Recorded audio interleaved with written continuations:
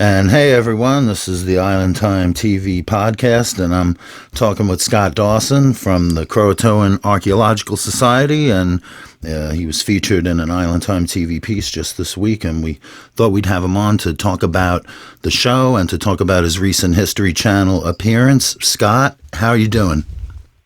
I'm doing good, man. How you doing? I'm doing great, man. You know, it's been a fun ride. People have responded well to the first episode, and you had a lot to do with that. So thanks so much for your participation. Oh, I like that whole thing, man. I really like the part where you got to talk to those guys from Okokoks so people can see what's really going on down there. It's Yeah, important.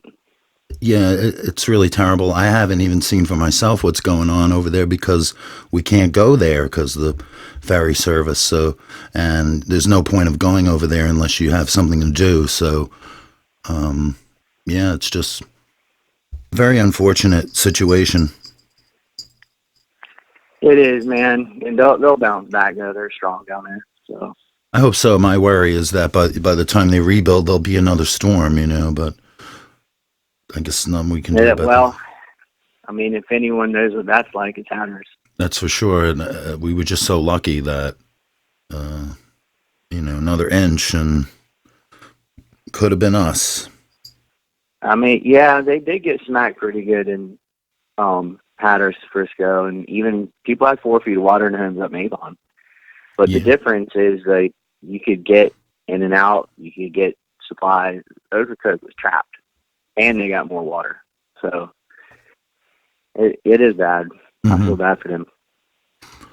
I know you went through some real bad storms living in Buxton. There was one in particular that you had told me about, one where you guys had lost power for, it was maybe a month or something. And The longest we lost power was when the bridge broke, I think, and it wasn't a month. But the worst hurricane that I remember as a young kid was Emily, which put a couple feet of water in our house, but it destroyed my parents' business completely. hmm So a lot of people got smacked in that one. I know you, And I remember you had told me that the town had changed forever in terms of that just so many people left and never came back. And, while a lot was it messed up the woods pretty bad. I didn't know this till I was older and started doing all this archaeology and everything, but the woods when I was a kid between Old Lighthouse and Lighthouse was pretty thick. It was like real woods. And a lot of salt water got stuck in there after Emily, and it killed tons of trees. It just was a slow death, you know? And now when you drive in, you can kind of look and see houses that are off of Old Lighthouse from Lighthouse Road. That was impossible before. So, I mean, that hurricane messed up the island, not just the people, but the island itself. yeah, Killed a lot of trees. yeah, So, that's another form of damage that doesn't really get figured into like the numbers, when they say that, the storm costs this much damage. There's all kinds of other damage like that they don't even factor in. That, yeah, but that hurricane that I'm talking about, Emily, is what kind of sparked all the archaeology. Because before we were digging, you had Dr. Phelps and all those guys digging, and that was spawned by so many artifacts being unearthed by Hurricane Emily. There was just pickup trucks full of that stuff back there, all over the south side of Buxton. And, you know, people knew about it before that. Archaeologists had been there before Phelps, Hag and Co. and Harrington and other people, but no one had ever really investigated. They just kind of said, yeah, there's a lot of stuff here. It's potentially the best site in the state. That's what they were writing about it. But no one did anything. They got that Smithsonian designation, and then nothing happened. So Phelps was the first one to kind of look at it at all. And he did that in the late 90s, but it was spawned by artifacts that were found after Hurricane Emily. So something good came out of it, I guess. Now, when you were a kid, did you envision yourself that one day you would be a historian and an archaeologist? I kind of suspect that, No, yeah, that you didn't really choose that path, I'm that not it gonna. found you in a I'm not sense. gonna front at all. I wasn't a very good student, man. hmm I just I hated school. Hmm. I did as little as possible to just, A's and B's just to keep my parents from killing me, but like I hated school, and I just wanted to, ride waves when I was a kid. But you got to grow up at some point. And, How did you when I find? got How did you? older, I got very into history and all that stuff. I knew, I was going to do something with it, but Yeah, not as a youngin'. what was the first thing that sparked your interest in digging in history into this whole discipline that you found yourself in? I always kind of like history. Like even when I hated school, I liked that class. Like I don't know why. I always just kind of, to me, everything that's ever happened, that's what history is. How can everything that's ever happened not matter? It's really hard to understand the world and the way, the only thing you can do is study the past to get a grip on what's going on. Well, a lot of people are You know? interested in history, but they typically don't start their own association, or what is this Croatoan Archaeological Society that you're the founder of? That obviously you were a little bit more motivated than most. Probably, but I Hmm. was also extremely lucky, just the people that are around me. We couldn't be doing these digs without Dr. Horton or all those grad students from England that come over and work. Really, they get out there by 7:30 in the morning and they go until dark, and they eat on site. Those guys bust their ass, and when they're back at the dig house, they're cleaning artifacts because we don't ever search for stuff. We found stuff from the first day, straight to the last day. We've got hundreds of thousands Yeah, of artifacts. I know. And From so it's a burden, man. You see, like, you can't it's even walk on the floor. When it you go is to the an dig house, everything's all laid out and drying. it's really an unbelievable operation. It's like an assembly line, and that never takes a break. Or you guys are always digging, or they're cleaning artifacts, or they're labeling things. I mean, they're Yeah, photographing things. It's exhaustive, but and I'm there's not doing no. that. I mean, Like, you're one person, and yeah, I mean, there's usually 40 or 50 grad students, or something like that, along with Mark Horton, along with some other people. It's really a very impressive operation that you guys yeah, do. That this is very serious science, on like the Cambridge level, right, or something like that. oh, yeah. Yeah. That's what I'm trying to explain. Is like Hmm. I was just like a local liaison who knew where a lot of stuff was because I Hmm. grew up there. Lucky. And I was motivated and had a lot to do with it in the beginning, maybe. But I've got very little to do with the science. I leave that to the scientists. I'm not a Right. stupid person, and I know a lot about, the history of it. But when it comes to doing archaeology, you got to let people that are archaeologists do that. So I let them do that, and I yield to the grad students on things the first year. You know, I let them do the science, and I'll come dig with them for like an hour or two, and then I'll get out of their hair. Or if there's two trenches going, I'll do one for an hour and another for an hour, just trying to learn all that I can from them while they're here. Because Mark, in addition to himself, he's bringing in some top-notch scientists from around the world, not just America and England, but all over the place. And you get to meet these guys, and you meet these nuclear physicists and all these things that come down for a few days, and they're an expert at whatever aspect. There's a million different aspects to archaeology, and I'm just blown away by all these people, that are coming to Hatteras of all places, and you're digging up, Venetian trade beads that got here via the English that are in an Indian village. It's crazy, man. Like all the stuff that we found, that people just want to know, what have you found from the lost colony, right? So you talk endlessly about that stuff, but there's so many other things that we've found on the way down as amazing stories in and of themselves. And no one asked about it ever, but I was glad to get to experience it at least. It's a trip, man. If you live on that island and you're into the history of that island, and you get to go kind of from today backwards through time, and you're finding Civil War stuff. If you're into that, you're getting loads of that too on the way down there. And then you're getting kind of the golden age of piracy, and you're getting all these gunpoints and things. You get to see it. And then you go all the way back to where it's just pure native. And even that stuff keeps going and going and going all the way to like 11,000 BC. It's absolutely awesome. And You know, what have been for a dork like me. what have been the biggest finds that, what are the choice items, the big ticket items that you're most excited about that you've dug up recently? That's hard to choose one. I'll just give you a few, but Sure.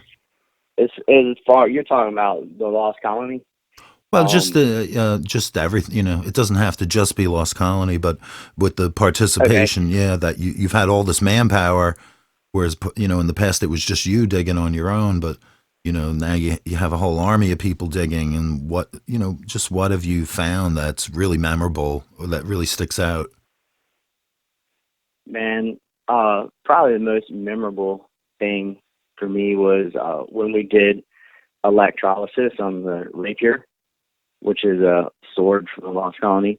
And we'd already found a ton of stuff from that time period that was English. So, it wasn't, the first thing we found or anything, but it was such a unknown because even when we found it, you couldn't tell what it was because the iron was like a giant hush puppy of rust around the whole thing. And it was such a weird shape. It actually broke in half before we got to do electrolysis on it because we had a bunch of high school kids volunteering. And I'm not going to throw anybody under the bus. Things happen, whatever. And we did electrolysis on it. And I remember when the mud was coming off after you take it out of the electrolysis and you're wiping it off one last time before you dip it in and dry it and all that. Seeing that hole that went through the crossbar, like the sink washed out the mud and it went through and is that perfect eyeball shape that we were looking for. And then seeing a silver cross and heart on the side of it as a maker's mark. They're able to trace this thing back to a swept head rapier, 100% Lost Colony. The other stuff, there's always a little bit of doubt because you had those other voyages that the History Channel didn't mention at all. In 1584 and 1585, your Lost Colonies in 1587. Well, those other two voyages, they traded with Indians too. So you're going to get, or at least there's a possibility of finding some English stuff that came in during one of those voyages. And both of them spent time on Hatteras Island. So that's the thing. They landed at Hatteras first. They were at Hatteras for months before they ever went to Roanoke. And, when they came back the second time, they still went to Hatteras straight away. They don't move anything to Roanoke until August 24th, and they arrived like in the spring. So, well, one of the things I wanted to ask you was that so was the 1587 voyage, was that like a replenish voyage to restock the No. Uh-huh. So the first voyage, 1584, was like 30 people. It was a recon mission, all military guys. Mm-hmm. And they were looking for a place to rob the Spanish. The Queen was presented with this kind of like argument for why you should put a settlement in the New World, and the number one reason was to rob the Spanish because they were in the middle of the Anglo-Spanish War, which would wage until Elizabeth died, right? So they came in for just a few weeks, like 6 weeks, I think, and they're the ones that met Yo and Wanchese, or were both from Hatteras, and neither one of them was a chief. Never fought each other. That's all made up stuff from the play. But they are real people. And they went back to England in 1584 with that group. And the second group that came in was still all military guys. They actually stole 2 ships from Spain on the way over and another one full of silver on the way back. They raided Puerto Rico. It was still a military mission. And when they came over here, they were here for a little bit over a year, and they went to war with the Indians where Mans Harbor is. And basically the entire mainland hated them. This was Ralph Because Lane. yeah, this was Ralph Lane in Uh-huh. the second voyage, where they burned down a village over a stolen cup, and they Mhm. kidnapped kids and killed their chief, and you know, they also beheaded a guy named Asakon and Andakon. There was a lot going on. So they left. Then the third voyage was the resupply for the second voyage who didn't know they were gone. And they left 15 guys on Roanoke Island to hold the fort, like literally to hold the fort.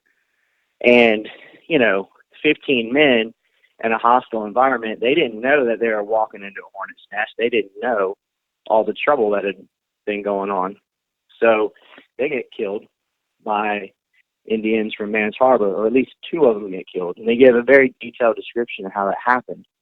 And the only reason we know what happened is because when the Lost Colony came in, their whole purpose was to pick up the 15 men that had been left on Roanoke, and then they were going to go to the Chesapeake Bay somewhere, not necessarily Chesapeake, but somewhere up there with a deep port like Jamestown, Anyway, they found the skeleton of one of these 15 men, and then the rest of them they don't see or hear anything of.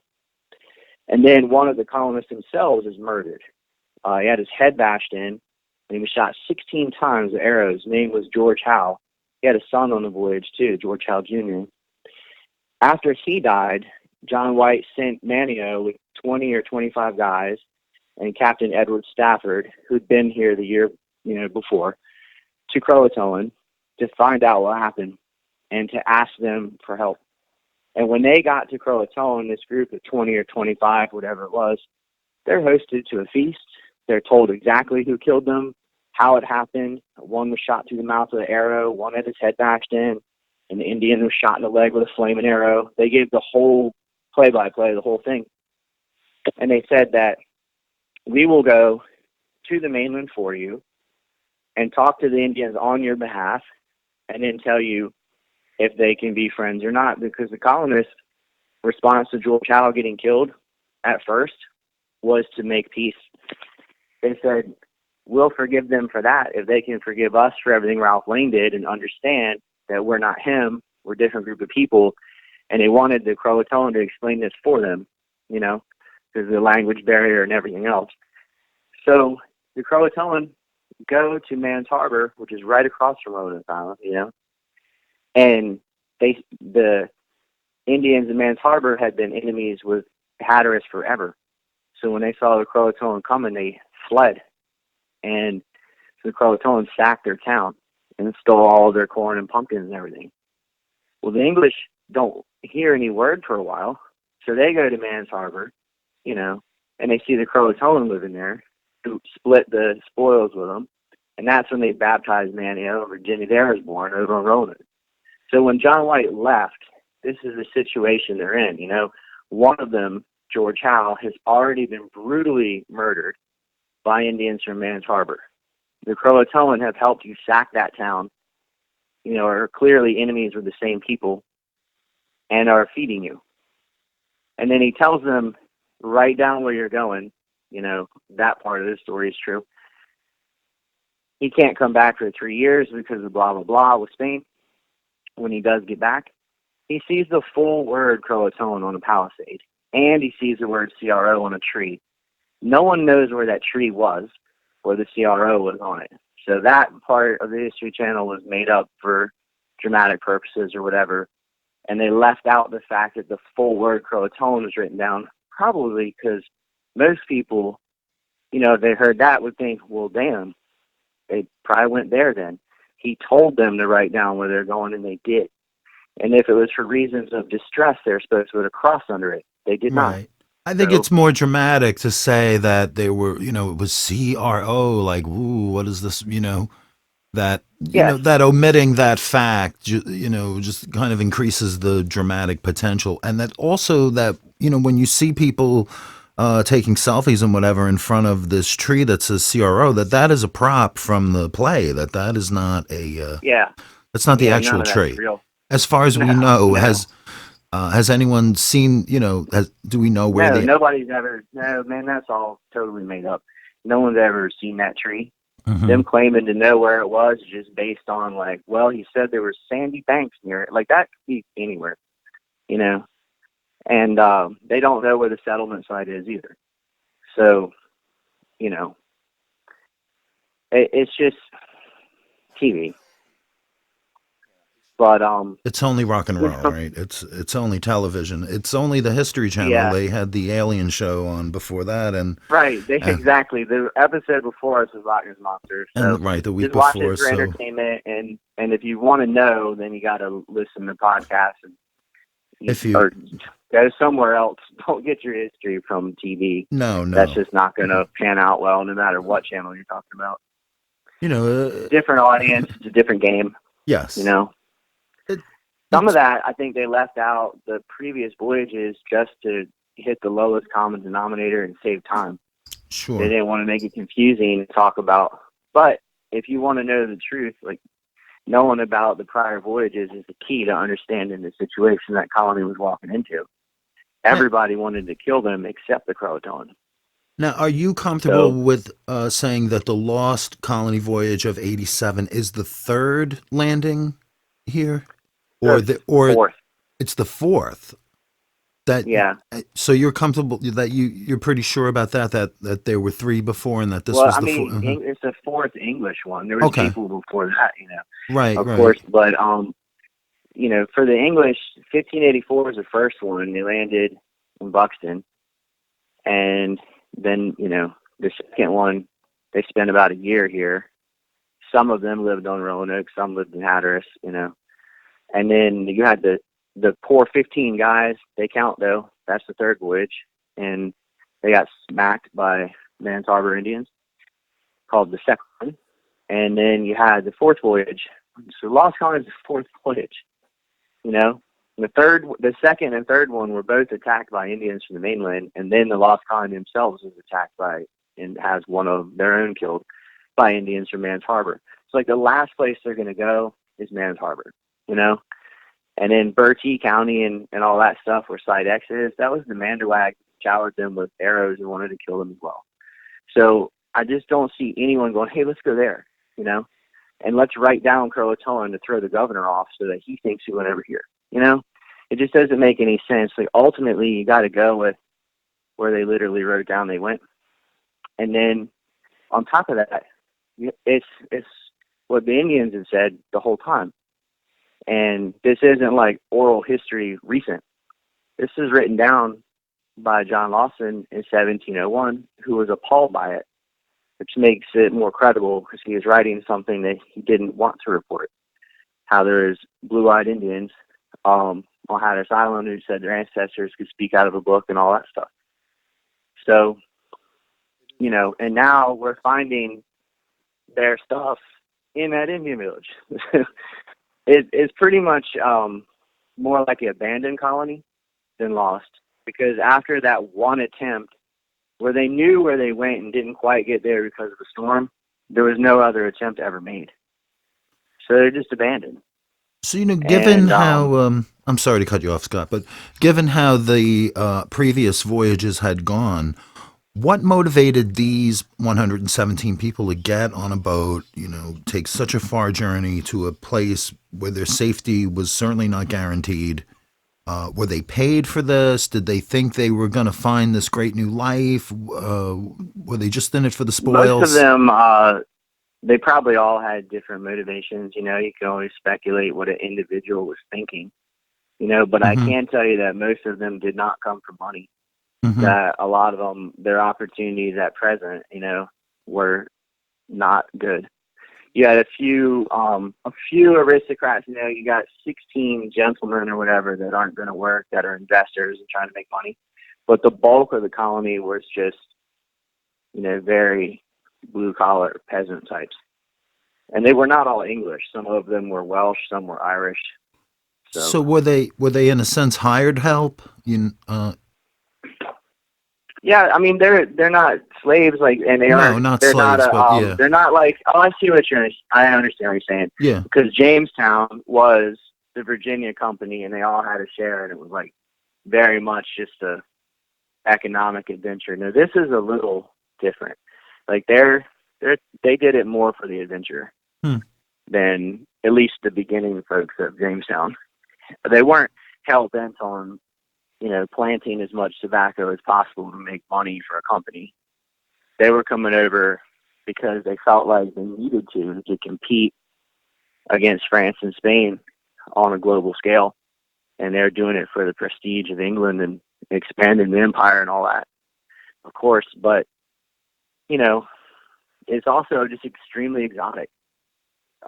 They had so many people show up at the Queen's Court when they were parading around Yo and Wanchese, and when they were bringing back, all the foods and different things from here that they hadn't seen before, and just that unknown, like, of what they could discover. They were constantly looking for gold, and they were happy to find copper and pearls. They got a lot of money made off of the pearls.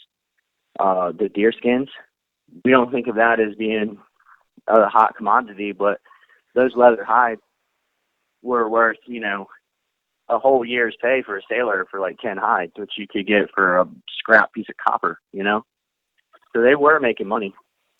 Yeah, the hot exchange was leather for metal, I guess, right? Yeah, metal tools was the most desired thing. Mm-hmm. They wanted swords more than anything, and there's a line where they said they wouldn't trade any of their swords. They didn't want Indians to know the value of it, and they didn't want them to maybe use it against them one day. So us finding a sword was kind of this is from someone who never left, Mm-hmm.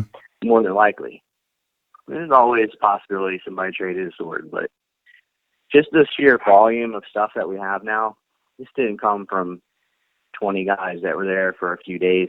Those voyages in 84, 85, none of them stayed on Hatteras for very long, and it was usually small groups of people at a time. So I don't think that, and they're that clumsy to drop, valuable stuff all over the place. So you can also see mixed architecture as well, where there were permanent structures. And the guys, at least in the second voyage, they slept in military field tents. So, it's not from them. And you can see where the forges were, too. They were making lead shot and copper and stuff. You don't set up a forge when you're only going to be there for a couple of weeks to spot ships. So you think that they were setting up permanently to have an influx of other voyages come and replenish, and you think that they were, maybe thinking in that direction? I mean, that's exactly what they did. Mm-hmm. 20 years later in Jamestown. Right. It's the only difference is that it got started by a company, instead of this one was sponsored by Sir Walter Raleigh. You had a lot of leather merchants that were backing it after the first voyage, and they saw the profit they could make. A lot of like wealthy leather merchants in London were investing in it. So it's kind of the same, but it wasn't all one company. You had multiple investors from all over the place. And then the Queen gave them 400 pounds of gunpowder, and she lent out her father's ship, the Tiger, that he had built in a date. And, but she was going to get 10% of the prizes from the Spanish that they stole from. That's what people need to understand, too, is Hatteras Island is an awesome place to rob ships from because of the way it sticks out and the way that it's bent at 90 degrees like that. It's perfect for pirating ships because you can sit on the other side of the point and they can't see you. And you got one guy out the tower and can see everybody. And, you can decide to attack or not. And it's right next to the Gulf Stream where all those ships are coming. So they were very interested in Hatteras because of that. And they always kept some people down there just to, as a warning if the Spanish were coming or to spot their own ships when they were desperate for resupply or whatever. It was just smart to have some people down there. So there's always the possibility that some of our artifacts are from before the Lost Colony. Mm-hmm. And people are like, well, that's disappointing. It's like, no, it's not. Right. That's still awesome. Mm-hmm. Either way, it's from the 1500s, which is older than Jamestown and better than anything they've ever found on Roanoke Island or anywhere else in the state. It's still awesome. Mm-hmm. And judging by the volume of it and the types of artifacts we're finding and the architecture and everything else, it's looking like it's from 1587 after all. So we just have to dig up more of it. You know, eventually you find a colonist themselves, or, you know, something from a female. They were the Lost Colonies, the only one that brought females.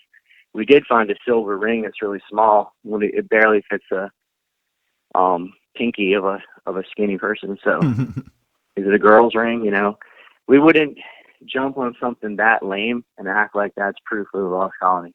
Yeah. But you're not going to toss it aside as nothing either. But when you get 100 things like that start to add up, I mean, it is looking more and more like we've hit 1587 colony as opposed to 85 or 84. What do you think is the biggest confusion or misunderstanding about the Lost Colony from just people in general that maybe have just gotten interested? Most people that are just gotten interested in the Lost Colony do not understand the relationships between the Native Americans over here amongst themselves and the relationships between the Indians and the English. That's what they don't understand. A lot of them don't understand that the English really had two main tribes that they were in contact with, the Secretan and the Croatoan, who hated each other. The Secretan and the Croatoan hated each other, and the Secretan ended up going in full-on war against the English. If you know that, if you understand that dynamic, then it's a lot easier to understand what happens when the 1587 group comes. So I think the most misunderstood thing is the relationships between the English and the Indians with the Indians. And the second most misunderstood thing is that there were actually three other voyages from England to here before the Lost Colony. And you got to understand what happened on those voyages to know what's going on. You can't start the story in the middle like Star Wars, you know, and go 4 seasons in and don't watch seasons 1, 2, and 3 at all, and then try to guess what happens in season 5, which hasn't come out yet. You know what I mean? Like, you got to watch them all. Right. And you got to read about them all. You know what I mean?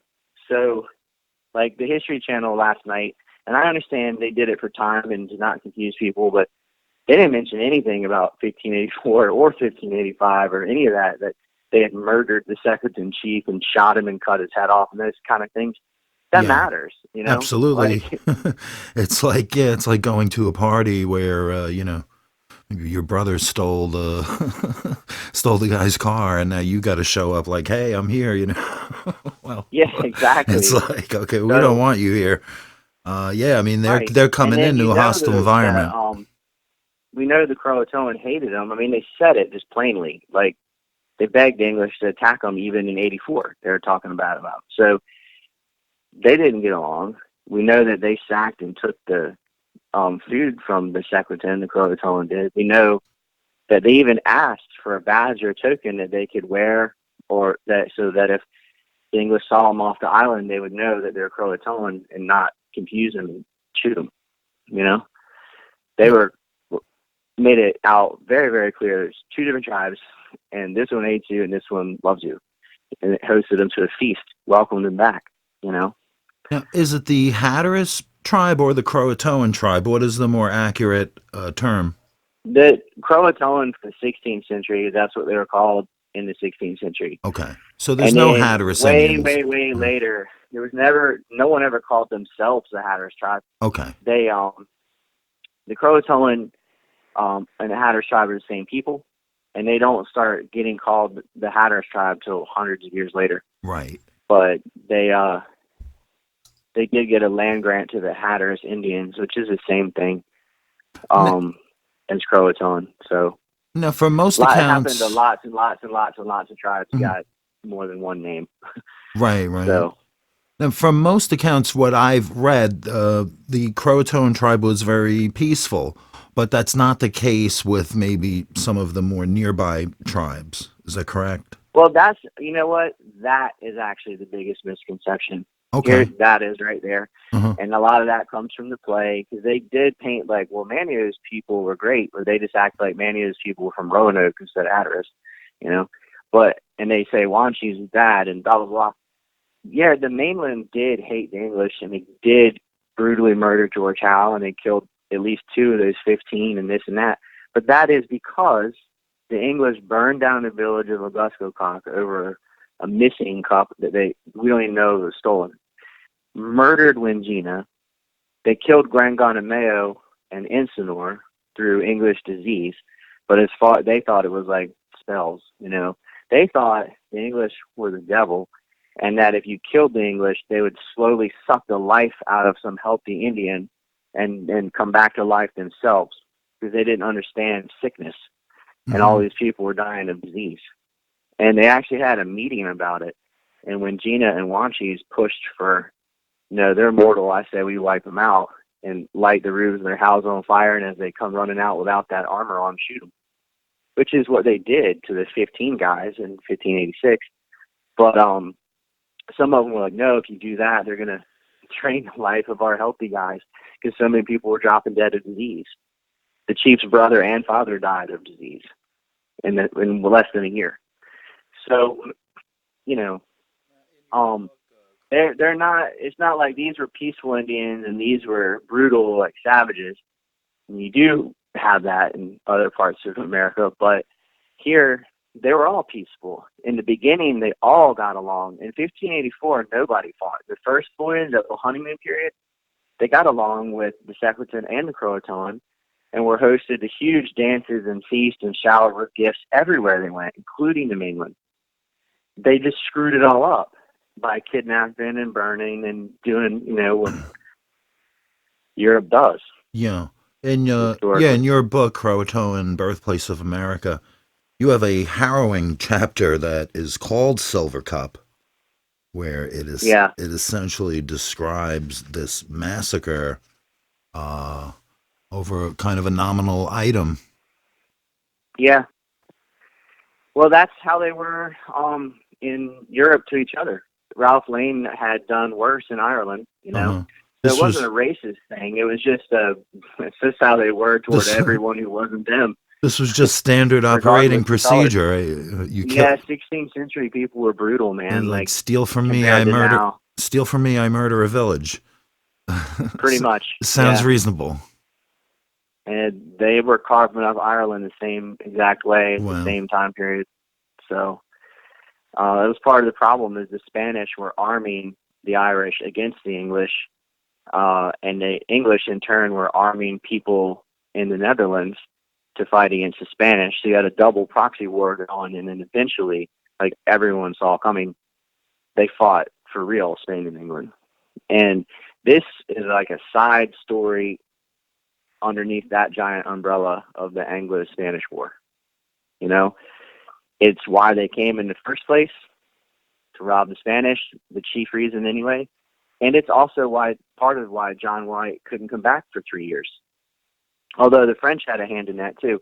A lot of people don't know this, but John White was wounded 3 times, stabbed with a pike, slashed with a sword, and shot, trying to get over here when they attacked a French vessel. And the English won the fight overall, but John White was wounded 3 times. And they weren't very far away from England, so they turned around and dropped the guys back off, all the wounded, of which he was one of them. So they always blame the Spanish Armada, but he might have made it if they hadn't decided to attack that French ship. He might have made it a year earlier. hmm That's like a little piece that is just never said. So I don't know, for anyone who really knows the story and wanted to learn something new, they probably didn't know that.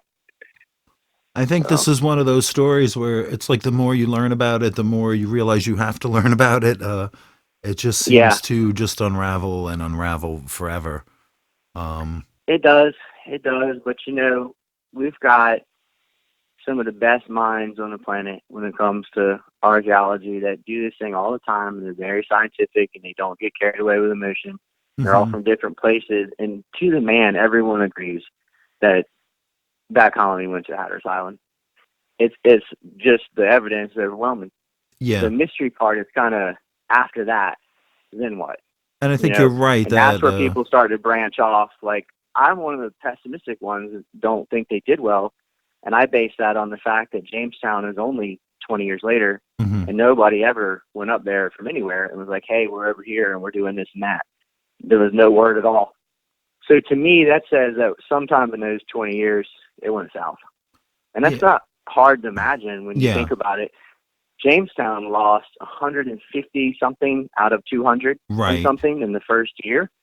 And they had help from Indians, too. Colonies and all that, and they still struggled. And, this colony was never resupplied. And I think what happened is the only ones that really made it are the ones that completely assimilated and went native and had native kids. And we do have evidence of them having kids together because of Dawson going and seeing blue-eyed Indians and all that mess. I mean, I think it's very, I think that I agree with you that it probably didn't go well for them, but I also think that there's always survivors, like Jonestown. Sure. There were 3 or 4 or whatever, always, there's usually at least one person that keeps going. And if there was one person, then that's evidence of assimilation, isn't there? I mean, if it's just one, And then, the Croatoan, this isn't the best source ever, but there's a book called The Cumiskey, and it was written in 1888. So that's a long time later. But this guy says that, that his great grandfather or whatever was told that when people first came to Hatteras again, like English speaking people, that they were in Avon and they used to try to get married to Indians from the Buxton area because they looked like white women. That's what it says in the Cumiskey. I'm just quoting it.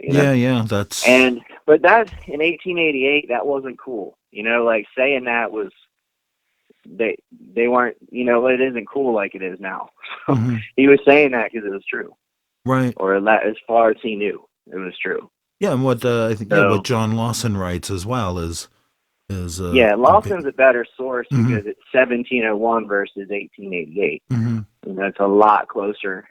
And he was appalled by it, and I believe that they did see that stuff down there. And then people say, well, how do you know that Lawson actually visited Hatteras? He didn't get this information from some Indians, and that's one of those Roanoke Island isms that somebody concocted a few years ago. Lawson was 100% on Hatteras Island, and I can prove it. That he talks about a bluefish blitz, which you've experienced when there's tens of thousands of blues that hit the beach. Well, to the Indians, that was like, a grace from God to see something like that happen and feed them for months. Yeah, that was their winter, basically. They'd prepare for it and all that stuff, and he talks about it. And he talks about how it was so easy for them to get a fish that they could just go in and strike them. They didn't use a net or anything. And they were using stingray barbs, attached to sticks and different things and make these little hooks and spears, and which we find all the friggin' time on the site. He describes eating some of the fish and his mouth swelling up, which if you stingray barbs are poisonous. So if you didn't cut the meat around the barb out, like he might not have known to do, and you ate it, your mouth would swell up. You'd have to be here for that to happen. You know what I mean? To witness that and then to eat it like that fresh, that the poison is still in the meat. So he was here, and he gives a sounding of the inlets. There's just no reason to think he wasn't here. Somebody just pulled that out of the air one day, and it's been repeated a lot, and that's one of the bits of misinformation that's floating around, like so many other things. Well, one of the omissions, I think, is the previous relationship between the previous colonist and the Croatoan tribe that is just either lost or just not known. Most people probably don't bother to look. They think one thing doesn't have anything to do with the other. They don't. But I mean, even the play goes over the prior voyages. It's still fiction. Yeah, again, it's fiction. But at least they mention it. It is fiction. This is one thing you can't blame the play for, right? Because this is fun stuff like Nature Channel. Like a lot of shows They got 45 minutes. It's an hour, but with commercials, they got 45 minutes to try to weave this story together, make it as intriguing as possible, have some cliffhangers at each commercial break, and they got to fit this agenda. And they're like, man, 1584, 85, that's too confusing. Let's just act like they got here in 87. Let's keep it simple, because they don't give two hoops about it being real. Right, exactly. I mean, they're not. They just want to make it. Yeah, they're giving a you good show. They right. don't, Right. lie constantly. Right. But, it's hard enough to tell a whole play in 2 hours. How are you going to give a history lesson on 1584 and 15? Yeah. So, right. And if you're getting your history from theater, maybe it's time to go visit a library. That's all I have to say about that. Yeah, I know, man. But not that I don't appreciate a good, historical fiction. The pros outweigh the cons with Discovery Channel and History Channel and all that stuff, because people see this who maybe they never heard of Lost Colony at all their whole life. They never heard of it. They live in Nebraska, and they caught this show. And even if they're an educated person, so they understand the History Channel is just a show, they might have got on Google after that and learned about the real thing. It inspires people to get interested and go learn it. And there are a few that are just going to watch it and parrot what they saw, and there's people who are just wrong, One of the theories that I've heard from people that say that they could not have come here is that there was not enough food for them to survive here, but you have evidence otherwise. We can prove that 10 million times over to be false. I heard that too. Somebody just made that up in the 50s and put it in. I think it was David Lewis Quinn said that. And it's just absolutely ridiculous. I mean, sure, just the fish, you could survive on fish alone. I mean, we're surrounded by water. These guys that are digging with, they dig in Africa, they dig all over Europe, they dig in Asia. These are the most healthy, biggest middens they've ever seen. The amount of shellfish and the amount of fish and the amount of deer, and these guys are living fat and happy. Yeah, the idea that they couldn't sustain themselves, and why are the Indians here? So which is another big part of your theory, was that they knew they not only were safe here, but that they could eat here. I believe you've told me that the Croatoans were kind of, they had figured out fish farming a little bit. Yeah, that they had fenced off coves and whatnot and would trap fish. Right. And so they were very, were thriving. Yeah, they were very good providers, if you will. Lots of tribes did that all around the region. They were all fish farming. That wasn't unique to Croatoan, but they were fine. Yeah. I mean, if you look at some of the skeletons of these guys, are huge people. I think the first guy we found was 6'9". Wow. Something like that. So, they're not just eking by. And that's part of why they paraded Yo and Wanchese around it. They wanted to show how healthy people were over here, because it entices folks to go. If it's a land of plenty, it's like, well, if they're making it, then why can't we? You know what I mean? So one of my favorite, I'm sorry not to cut you off. I just want to say, all right, go ahead, finish. Yeah. About the lusty fellows, that's how they described them. Yeah. And one of my favorite things about your book, Croatoan Birthplace of America, is the relationship between Manio and between Wanchese. And I kind of compare it to the relationship between Martin Luther King and Malcolm X, or even Bob Marley and Peter Tosh, that, one was kind of, more moderate, and the other one was a little more militant and more extreme. It was like Che Guevara and I don't know, Fidel maybe. Manio saw the benefits of being friends. Right. And Wanchese did too. And they both saw the negatives. And they just felt differently about it. But Wanchese was a little militant, and he did hate the English, and he probably was in on that attack on the 15 guys, because somebody called out to them in English and had them go over there. So two guys went out to meet two guys that were acting like they're trading furs, and they just pulled out a war club and smashed one of them, and ended up shooting this other guy through the mouth with an arrow, and they lit the roofs on fire. So they could definitely turn it up. But most of what you read is about them just being hosted to these elaborate feasts and how they would bring them 6 freshly killed bucks every morning. Can you imagine that? Just 6 deer every day. Here you go, friend. Yeah. I mean, they were treated like royalty, and the Indians were getting a lot out of it with the hatchets and saws and all that stuff that they'd never seen. And anytime there's something scarce you never seen it, it's just a lot cooler, A couple generations ago, the pet rock was a big thing. So who knows?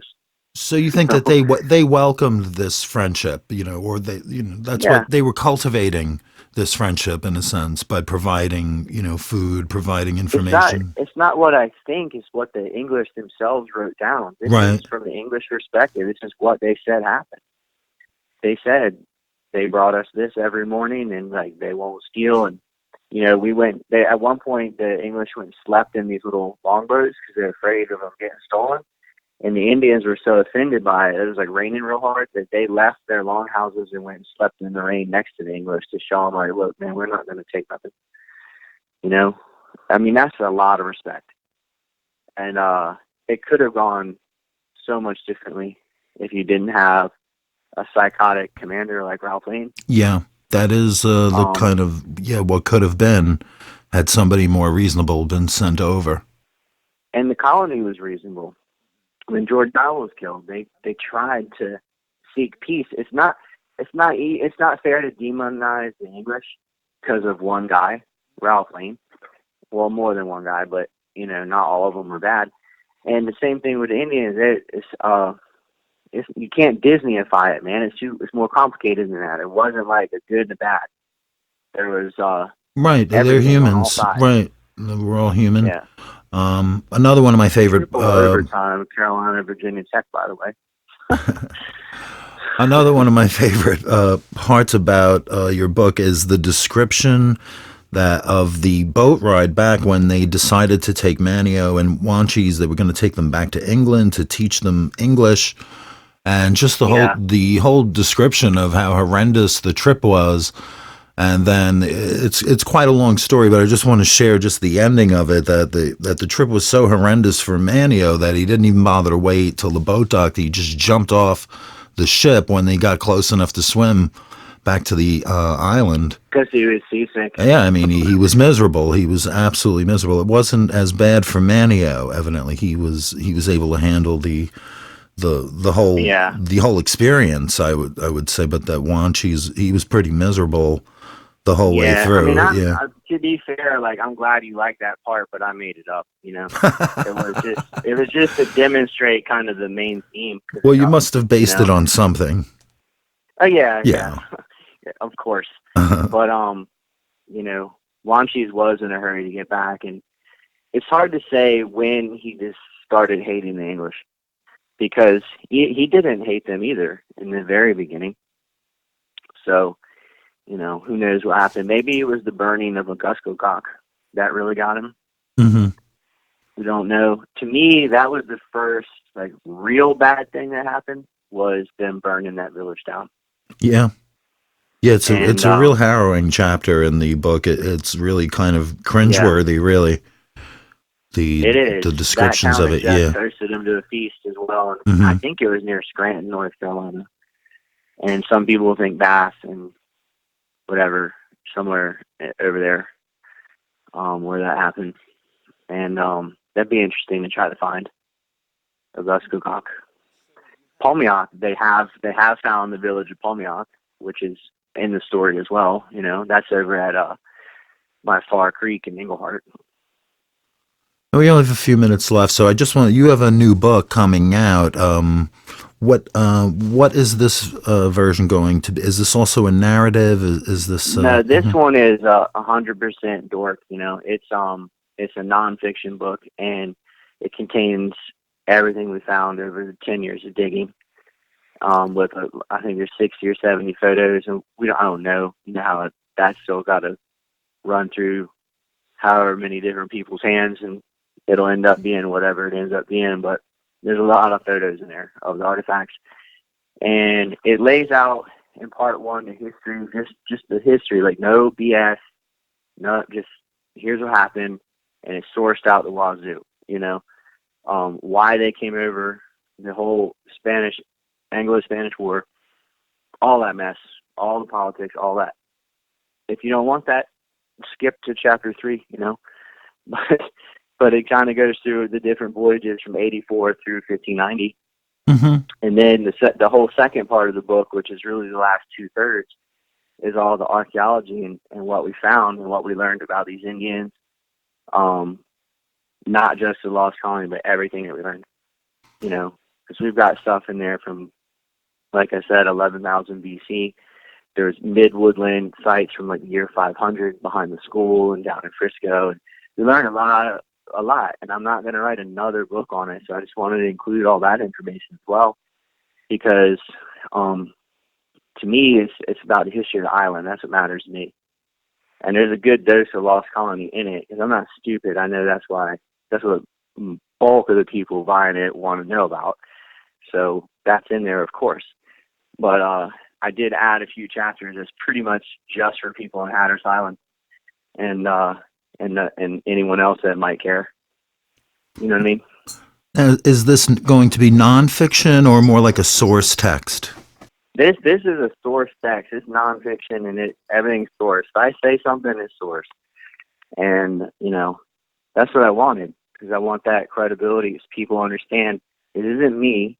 This is not what I say. It's what John White says. This is what, Ralph Lane himself said this, And yes, people lie, but based on what they're saying, if you take it for what they're saying is not all lies, then is a pretty clear story about what happened. Oh. And and when can we put it out there and people can decide for themselves? When can we expect this to come out? I think April or May, and it's going to be called The Lost Colony and Hatteras Island. I did not choose that title, but that's what it ended up being. So, sometimes you just gotta yield to make things happen, and I'm okay with that. Sounds like a must-read to me, and I'll definitely look forward to reading it when it comes out. Yeah, man, I purposely stopped after the rapier and didn't go through all the artifacts that we found that are lost colonies, because it gives people a reason to read a book. But it is all in there, and there's some gems in there that I've never talked about and never will talk about until after the book comes out, because I want there to be some cool things in there that people can learn about from the book first, so there's a reason to buy it. It's hard to keep secrets sometimes, but there's some pretty major things that are no one in any media knows about, other than the people that were there. No one knows about this stuff that will come out for the first time in that book. Well, it sounds great. I can't wait till it comes out. What else do you have in the works after this? Anything interesting? Just digging some more, I guess. There'll be another dig this spring with Horton and friends? I don't know. It's 50-50 on that, because we are so overwhelmed. We found hundreds of thousands of artifacts. It's hard to catalog all that stuff and get everything straight. And, the last thing you want to do is add 10,000 more. And it's, every dig is about 10,000 artifacts. So after 10 years, you got over 100,000. And when I say that, I mean, every little piece of Indian pottery is a artifact. Mm-hmm. You might get 99 pieces in the first 5 minutes of digging. So I guess there'll be some great photographs in the book, I guess. Look forward to seeing some of that. I have seen some of it, firsthand, and it's really quite overwhelming, the work that goes into all of this. That copper bun that was on the History Channel was found 5 or 6 years ago, and we did really do testing on it. Five or 6 years ago. Well, at least they got right. Well, at least they got that part of the story right. Was, but they needed some kind of ending, and I'd been with them for 8 hours. You notice I got a bathing suit on. There was waves that day, and I wanted to go. So I'm like, for sure. You see, my thumb is over the hole we drilled in it. whatever So yeah, TV, man. they fudged on the timing, but the information was good. So Yeah, the information was solid. Like right. that did happen. They just weren't Hmm. there when it happened. Yeah. So I don't really care about that. But whatever. I don't really care about any of it. It's TV. It's not. I don't think anybody expects TV to be accurate. It's kind of true. So Yeah. it's entertaining, man. It's like WWF or whatever. Just enjoy it. And if you sit there and complain about how fake it is, you won't like it at all. Well, I think probably people watched it, probably people enjoyed it, and they'll get into this whole subject, and they'll Yeah, hopefully learn, some more in-depth stuff than what basic cable has to yeah. offer. So Anybody that wants to learn does. The that's right. only thing that keeps anyone from learning is themselves. So anybody that wants to learn about it can. It's not, it's not hard anymore, is it? No, no, no. On that note, I know you got another gig to get to tonight, and so Right. I don't want to take All up right, your man. whole Well, evening. thanks for having me on and let me do this. So Yeah, thanks so much, I know I Scott. ramble, but Uh, it's I never claimed to be a great speaker. well, you've really you've really done the work. You've done the research. You've looked at the what you've done to Yeah. me is very impressive, and so. And this is not a simple topic. It's not an easy topic. So, yeah, don't feel bad that you can't spit out the Reader's Digest version in 2 minutes. Yeah, it's a lot of moving It's parts, not that man. kind of a story, and Okay. I think it's endlessly fascinating. And some people criticized me for closing the piece by saying there are more answers than questions left. Do you have a problem with Or that? questions and answers. Yeah, right, right. I'm Well, sorry. there always is, man. Mm-hmm. Because the more you find, the more weird it gets. It's like, you Mm-hmm. know, why are they? Some people were saying is it an open and closed case, and I'm like, well, I wasn't really. Was just Yeah, curious I what mean, it's you. pretty open and closed that Uh-huh. some colonists lived with the Indians and Mm-hmm. Hatteras in the 16th century. That is clear. Mm-hmm. But is it all 117? There's no reason to think it isn't. Mm-hmm. But you can still say maybe not. Sure. Well, And how long did they stay there? Did they try to sail home and drown? Did they did they split up? split up? Maybe You some. don't know. You Right. don't know. Like you can't say they didn't. There's no Right. reason to Right. think they did, but there's. So you can always have a mystery, and when people want a mystery, they're gonna hang on to one. Yeah. Period. So people want to say some of them came down there, but some of them went, to these 15 other places. Fine. I don't really care what people say about it. I'm just presenting what we found, and you can decide for yourself. Yeah. There's obviously And something fascinating about this story because it's 400 years later, and we're still talking yeah, about it. So, how exactly, many man. things can you say that Exactly. about? Mm-hmm. But No, and every road in Mania is named after one of these people. yeah. That Manio's an interesting town. It's kind of like the theater's like the centerpiece and the play. And as you pull in, there's a Yeah, sign that says, "Welcome to Roanoke, the we got birthplace a of lot of Virginia people. Dare." Yeah, man, a Yeah. lot of people from Mania that help us with this project too. One of our board members lives in Mania. There's a lot of people in there that care about the truth, and they're not all butthurt that the stuff's in Hatteras. They just want to know what's real, and if that's what it is, that's what it is. Right, and And nobody's that is what it disputing. is. Yeah, nobody's disputing that they were in Roanoke too. Yeah, Yeah, exactly, it's just exactly. so. And to me, and I've told you this before, that to me it's fine that they have their play, and it's fine that it's historically Yeah, inaccurate. It's yeah. not Who really cares, what this is man? It's about, right? That right. I mean, mhm, I tell people like tourists ask me about. I said, well, yeah, go see the play. Like, if you got mhm, kids, it's fine to bring your kids. It's like a family show. It's fun. It's like my favorite movie is Braveheart. It's not accurate historically at all, but it's freaking awesome. mhm. Just go watch it. Just don't get your history from movies and Yeah, plays and TV. Get that from reading and doing, real research. But if you want to go watch it, do it. mhm. As long as you know it's just a play, which I think everybody does. So there's nothing wrong with it. I mean, they got fireworks and there's like a lot of pretty cool scenes in there, man.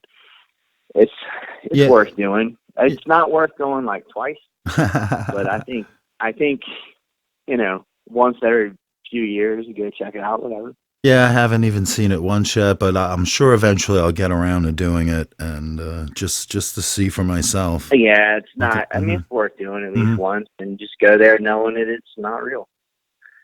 So, I I know, mean, Scott. It's always great to talk to you. I value our friendship tremendously, and yeah, just John, man, you're doing a good job with that TV show, man. That was awesome. The whole beginning part with all the other stuff. I didn't know, we're gonna do all that stuff too, and it's good, man. I was like, man, this is like a real show, but it's just my friend John. But I'm watching it and I forget because you sound like when you're narrating everything, it sounds like a legit thing. I mean, it is a legit thing, but you know what I mean. I know what Like, you mean. it's just Same here. I mean, so. hey, you're my friend, and we bust each other's balls. But I also, I also respect the work you do, as being very serious. So Yeah, we man. have Yeah, that it's in fun stuff. common. And yeah, it's been one of the best things about moving here for me has been getting to know you and getting to know your family, and just very grateful for the relationship. And You got to do mm, something about Cassie of Torpedo Junction. That would be a cool all part right, of a show, at least. cool, Don't you yeah. think? I don't know 'Cause much about it, but yeah, let's talk about that.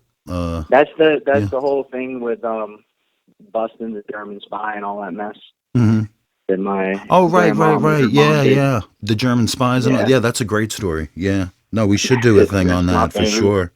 Yeah. Yeah, and the life saving stations, man. They got just you can go to the History Center and get all the reports from these life saving stations and all the crazy rescues they had, and there's just endless material right there.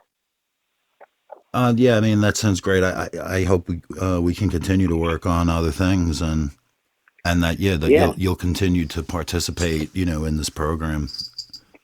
So absolutely, man. I'll help you anytime I can, but I got to go to my other job now. So, I know you do, um, and yeah, have a good night tonight. Stay safe. Give my love to the family, and we'll talk soon, babe. all right, brother. See you later. See you later, man. Thanks for calling. Bye bye.